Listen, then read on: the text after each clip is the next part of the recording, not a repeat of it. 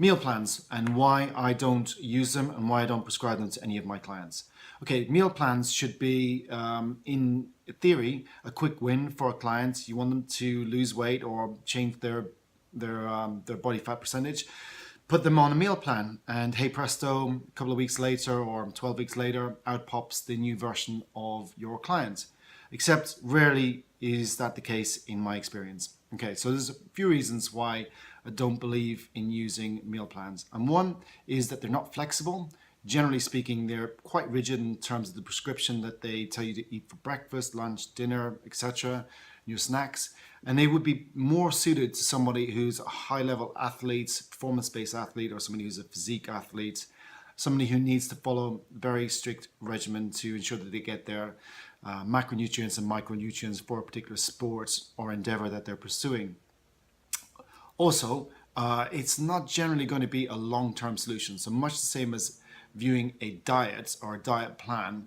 After your 12 weeks, you come off the diet and you essentially go back to eating the way you did before you started the diet, and eating the way that you that got you into the trouble that you need help for in the first place.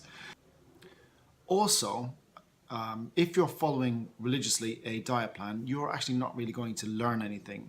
You're not going to learn what foods contribute to, what foods can give you your quality sources of protein, carbohydrates, and fats. The best sources for your micronutrients, vitamins and minerals, and phytonutrients. All of this kind of goes out the window when you're on a strict, regimented meal plan. And the main reason, and the one I left to last, is because from what I've seen, they don't work. They just do not work. So in my gym, where there are other trainers, I can give an example of one trainer prescribing a meal plan for at least 3 other trainers, and none of them were successful because they just couldn't stick to the inflexibility of the plan. So if meal plans aren't the solution, what is? Okay, well, I'll discuss that a little bit more in the next series of videos.